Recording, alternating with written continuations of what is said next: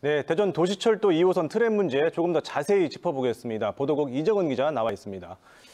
자, 이 기자가 과거에도 대전역이 빠진 트램의 노선 문제를 집중 취재했고 여러 차례 보도도 해왔는데 이번에는 급전 방식이라고 하죠. 그 트램에 전기를 공급하는 방식을 놓고 이게 가선이냐 무가선이냐를 놓고 또 논란이 됐는데 여기서 이해가 안 가는 건 대전시가 왜 2021년 현재도 상용화되지 않은 이 배터리 방식의 무가선 트램을 7년 전부터 고수하려 했느냐인데요. 이유가 뭘까요? 네, 첫 단추를 잘 끼워야 한다는 말이 있죠. 앞서 대전역이 빠진 트램 노선 문제를 다룰 때도 그랬지만 이번 가선, 무가선 논란도 대전시가 7년 전 첫 단추를 잘못 깬 탓이 아닌가 생각이 들었습니다. 예. 7년 전인 2014년 도시철도 2호선 기종을 고가 자기부상 열차에서 트램으로 변경하면서 이미 대전시는 무가선 트램을 점 찍었습니다. 예. 당시 대전이 명색이 과학도시인데 과학기술의 총알이라고 할 수 있는 자기부상 열차 정도는 달려야지 일제강점기 트램이 웬 말이냐 이런 반발이 거셌거든요. 이를 의식한 대전시가 트램도 첨단 과학기술의 결정체다. 이렇게 전력선 없이 배터리로만 달리는 트램이 있다 하면서 내세운 것이 현재 논의되는 무가선 트램입니다. 당시 한국철도기술연구원이 국가 R&D 사업으로 배터리 충전 방식의 무가선 트램을 개발 중이었는데요.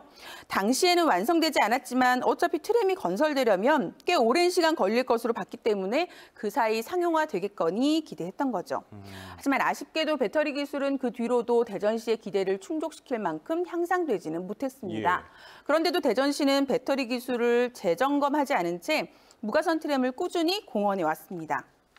그러다 2019년에 트램 사업의 가장 큰 고비였던 예비 타당성 조사가 면제되면서 급물살을 타게 되자 발등에 불이 떨어진 겁니다. 트램 전문가들 사이 전 구간 무가선 트램이 불가능하다는 지적이 계속됐고 대전시가 뒤늦게 재검토에 나서면서 결과적으로 일부 유가선 도입을 하도록 번복하는 이런 상황이 된 겁니다. 예. 이 트램 예산이 7천억 원이 좀 넘잖아요. 또 시민들이 150만 시민들이 사용하게 될 대중교통인데 이 듣다 보면은 주먹국으로 사업이 좀 진행됐다라는 느낌을 지울 수가 없습니다. 어찌됐든 이 급전 방식을 연구하고자 다시 그 연구 용역을 발주했는데 이 맡은 기관이 한국철도기술연구원입니다. 이게 7년 전에 그 배터리 기술을 개발한다고 했던 그 연구원이죠?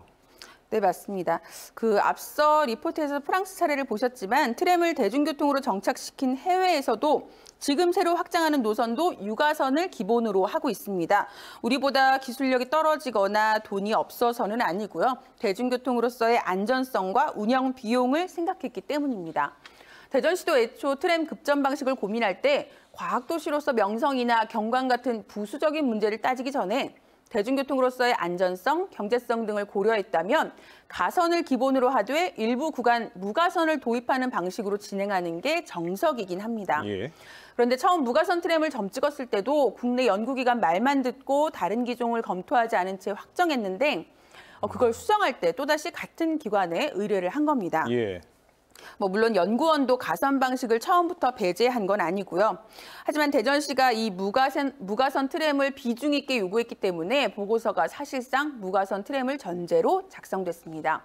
여기에 무가선 트램도 사실 전기를 공급하는 방식에 따라서 배터리 방식, 급속 충전 방식 여러 가지가 있는데요. 예. 그중에 이 연구원이 개발 중인 배터리 방식이 대전에 가장 적합하다고 결론을 지었습니다. 예.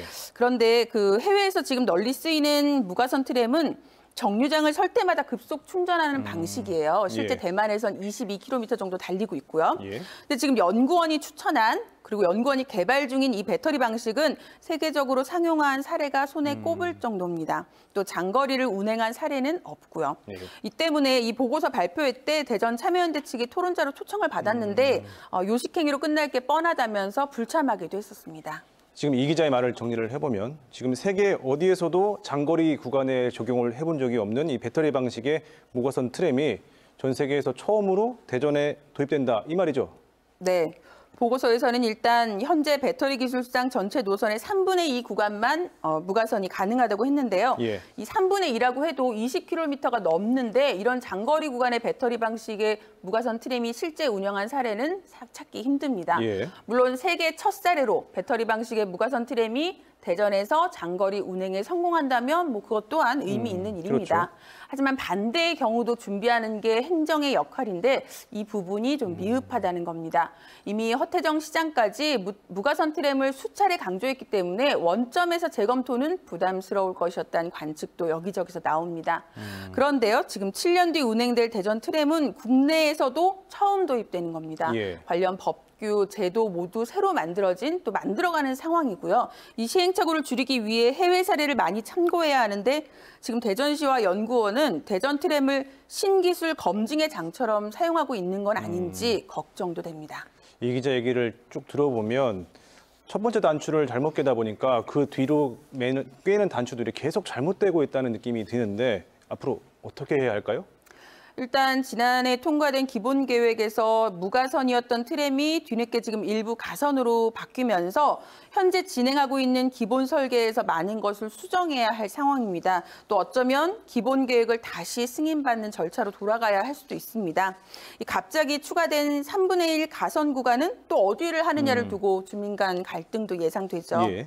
하지만 잘못 깬 단추는 풀어서 다시 꿰는 게 맞겠죠. 대전시가 처음 트램을 대중교통으로 도입하겠다고 했을 때 법도 제도도 없었고 반발도 컸지만 새로운 대중교통으로 트램의 가능성을 믿었던 많은 사람들의 노력으로 여기까지 왔고 이런 대전시를 보고 지금 전국 20개 지자체에서 트램 건설을 꿈꾸고 있습니다. 처음 논의되고 시도되는 문제인 만큼 시행착오가 따를 수 있지만 대전시가 이 진행 과정을 좀 더 최대한 투명하게 공개하고 시민들과 고민하는 과정을 두려워하지 않아야 대전에 맞는 답을 찾을 수 있을 것이라고 기대합니다. 네, 기자 잘 들었습니다. 고맙습니다.